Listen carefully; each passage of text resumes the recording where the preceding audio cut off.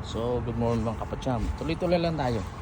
Naantay ko kasi yung miss ko galing duty. So, gagawa ako ng breakfast. Part of the breakfast menu. So, galing ako sa labas. Kinuha lang ako doon. Kasi, actually, nag-start na ako yan eh. Nag-start na ako. So, nag-init na ako ng tubig. Lumabas lang ako saglit. So, yan, umubula na siya. So, ang ingredients nito, parehas lang kahapon. Nag-ano ng gulay. So, sinap-chop ko na siya. Actually, scissor lang ginagamit ko dyan eh.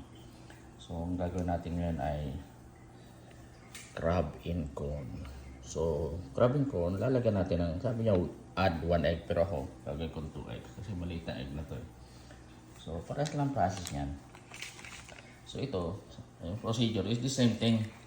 Mix nyo lang siya sa malamig na tubig muna. Tapos, ganyan mo, tapos ilagay nyo ito. So, yan. So, pero ito, mainit na. So, ilalagay natin ito dito sa gulay. Kasi ayaw ko siyang maano eh. Parang baban ang tawag doon. Lulutuin mo siya dyan para hindi totally na ma-overcook. So, ganun lang gagawin natin. Napakasimple nito. Pero yan, siyempre. Pero yan ang pinaka-main dyan. Tapos yung egg. Pero ito, add-ons na lang to kasi gulay to eh. Kasi alam mo naman panahon yung kalaan natin ng gulay. So continue lang tayo dito. I-reheat lang ulit natin ito. Kasi sabi niya, reheat ka ng tubig. Tapos ano mo lang uli. Dagdagan mo lang ito. So,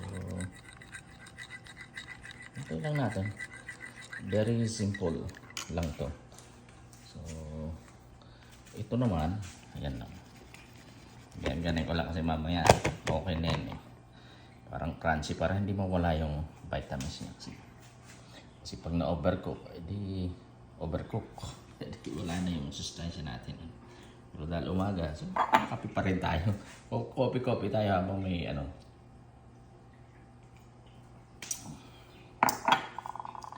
So yan. Shake na natin. Hanggang sa yung mga granules niya. Kasi minsan natatry ko kasi iniinit ko na yung water tapos saka ko ihulog to. So yung may mga granules siya na hindi natutunaw. So ito pala yung tamang procedure dito. Ano mo siya sa tubig.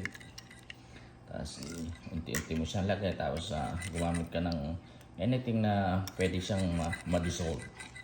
So ganyan. Always be careful. So, sometimes so hindi pa siya mainit. So wait lang tayo mga kapatsyam. At habang nag-iintay tayo, i-show ko sa iyo kung nasan yung aking taniman. Actually, nandito lang yan eh. O, ayan. By the way, ito yung fish.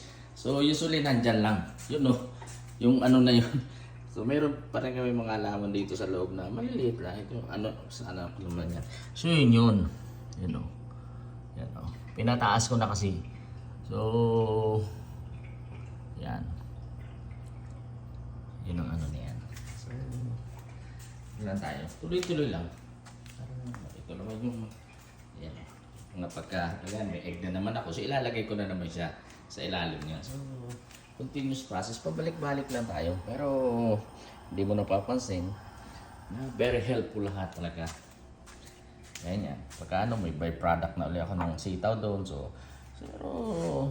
maghintay lang tayo. Samahan natin ang dasal na sana ay magdire-diretso nga. Pero talagang ganoon, tanim ka rin para okay.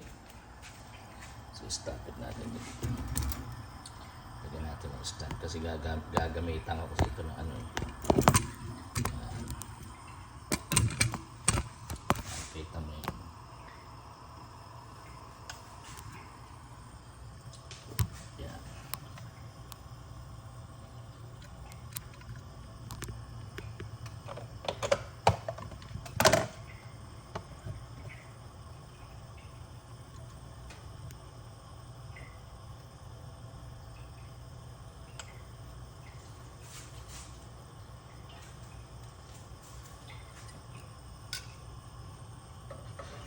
So careful kayo kasi ito mainit. Gagamit kayo ng mga towel na ganyan. Pero actually meron kaming talagang towel para dyan eh.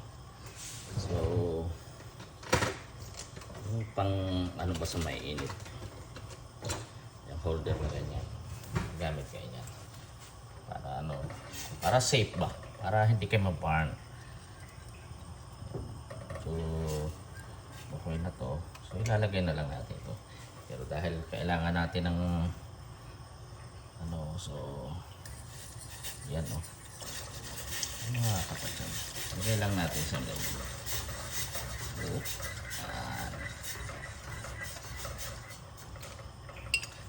So, meron pa pinipila.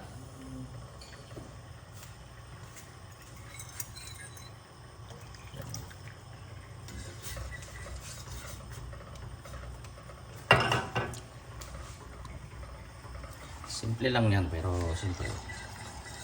Yan itsura niya. So maya pagka medyo kumulo-kulo na nakaunti yan, lalagyan na natin yun. So continue mo lang yung pag-stir niyan kasi ano yan eh, lalapot ba kung saan magiging sticky. Pero okay naman. Sarap na eh. So lagyan pa rin natin na kaunting water kasi i-require sabi niya mga 3 to 4 cups kasi. So habang inaantay natin yan, i-drain ko naman to. Kasi nga tubig kasi yan eh. I-drain mo lang yan. Kasi lalagay lang natin ulit yung ano toppings. Luto na yan actually kasi pinapulak na ano yan eh, tubig eh. So na-smell ko yung ano gulay niya. So yan o. So for now, dahil nga kailangan ng egg, i-ready natin ito. So ganyan na tayo dyan.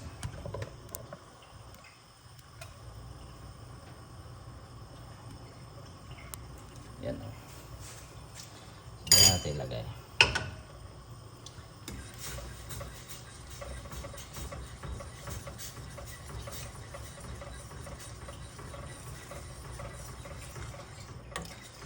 Natin konting apoy kasi ano naman to eh, talagang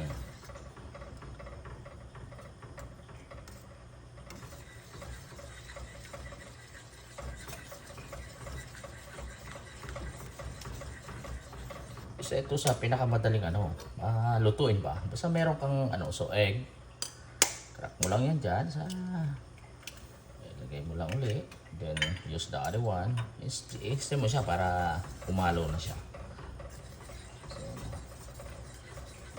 Yun no, nag-ano na siya. So, hit pa ulit tayo ng isa.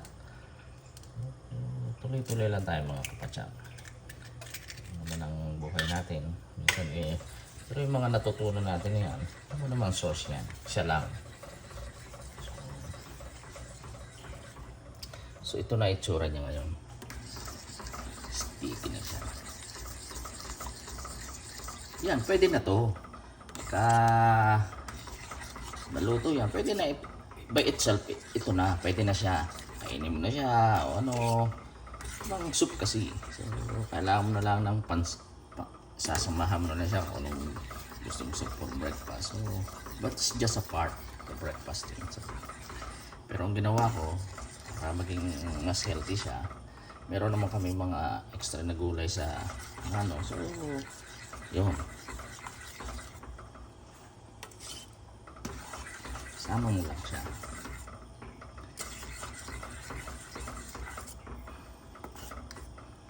Ang mga kapatsyam, napakasimple lang, di ba? Pero talagang ano, yan, kung masarap na to yan, okay na. So ang gagawin natin dyan, close lang natin yan kasi nga minsan nalilimutan ko kasi naalala mo lang siya. So ayok, situate na naka-off. So safety first. So now gagawin natin ngayon ay ilalagay na natin ito sa gulay. Yan, ito yung gulay. So habang ano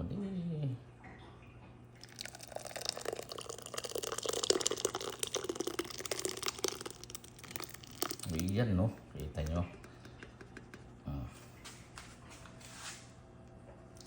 meron ka ng special na menu, very healthy. So healthy kasi nga may veggies siya, vegetable. Pero siyempre, ito mga short menu lang to. Kasi nga from job, pag usually tatrabaho ko na ganyan. So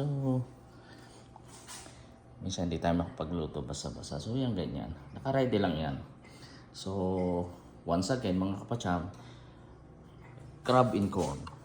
Yan. Crab in corn niya with 2 eggs. So ito na itsura niya ngayon. So yummy na yan. So yan. So once again mga kapacham, thanks for watching. Abang umuusok-usok yan, so mag-iintay lang tayo ng time para ma-serve na yan. Okay? And once again mga kapacham, thank you for watching, and always give thanks to God because He is always the source of everything and He always provide for us. Okay? That's all, and once again, thank you.